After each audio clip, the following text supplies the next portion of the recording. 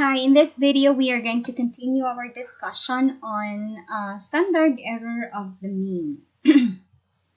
So when we say standard error of the mean, denoted by this notation, we have sigma sub m. Standard error of the mean is actually the standard deviation, or the SD, of the sampling distribution. So in our previous video, we have already discussed the variance of the sampling distribution.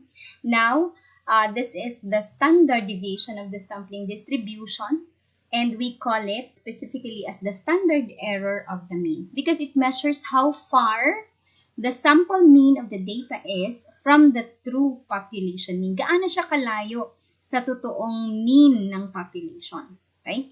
So it is the sample standard deviation given that small n is the sample size drawn from the population and it is computed using this formula. Please memorize this formula. So we have sigma sub m. That's the standard error of the mean. Okay?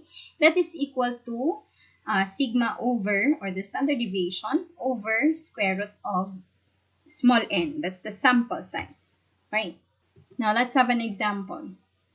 A population has a mean and standard deviation of 25 and 2.75. So meaning this is the mean of the population and this is the standard deviation of the population, respectively.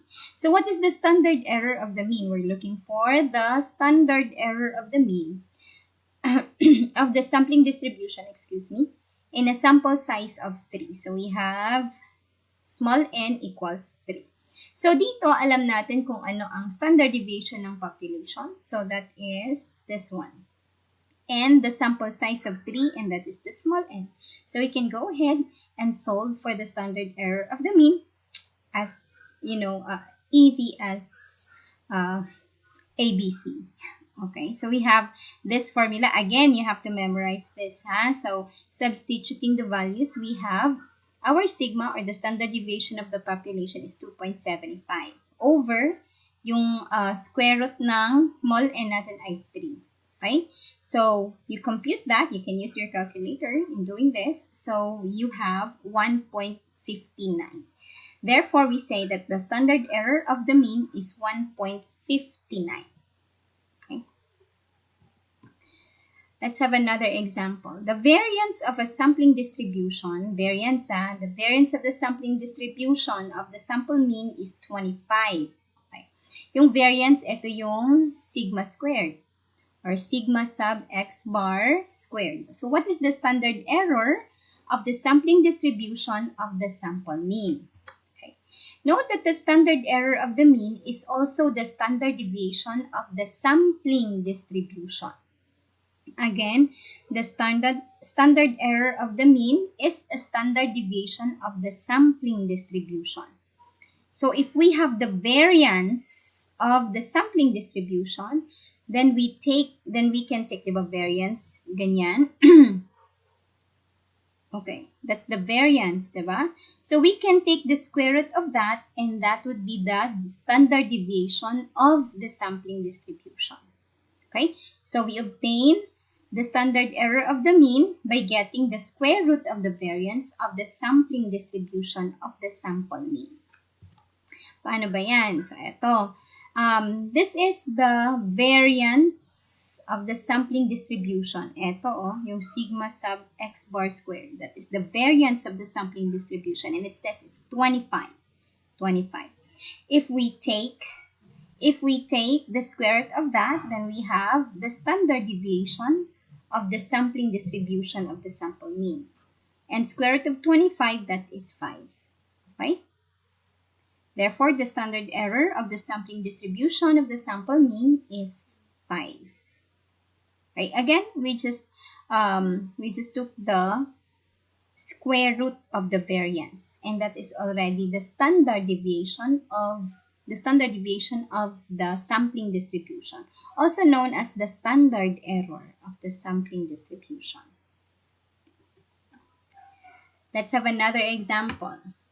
The population of the possible satisfaction rating of call center agents consists of 1, 2, 3, 4, and 5. If a sampling distribution composed of samples of size 2 is drawn from the population, what is the sampling standard error of the mean? So we are given the sample size and we are given the population or the raw scores 1, 2, 3, 4, and 5. Okay, so let's compute for the sampling standard error of the mean. So to compute for the standard error of the mean given a population distribution, we need to get the square root of the variance of the sampling distribution. How is that? So let's compute the population variance first. Ito yung i-compute natin. So to do that, we need to use this formula. This is the formula of the variance of the population variance. Okay? Kung hindi nyo pa na-master ito, you have to watch the previous video on the variance of the sampling distribution. And so it was discussed there, the population variance, this one. So we have here the raw scores, 1, 2, 3, 4, 5. You add all of that, that's the summation of x, no? That's 15. And then you take the square, you square the x's, so you have 1 squared is 1, 2 squared is 4, 3 squared is 9, and so on. And you add all of these, that's the summation of x squared, and that is 55. Substituting this to our formula, we have summation of x squared, that is 55, so you have here 55. Summation of x, you have 15, so you have here 15 and then squared. Over yung big N natin, ilan ba lahat ito? That's 5, huh? We're not taking the highest value, but we're counting ilan sila lahat. So that's 5. All over big N pa rin, that's 5.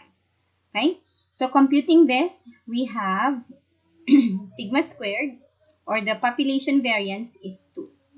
Again, that's the population variance. Now let's compute for the variance of the sampling distribution of the sample mean. Kasi yung variance of the sampling distribution of the sample mean is just equal to the variance, the population variance divided by the sample size. Okay. Again, this was a formula na sabi ko dapat i-memorize, no?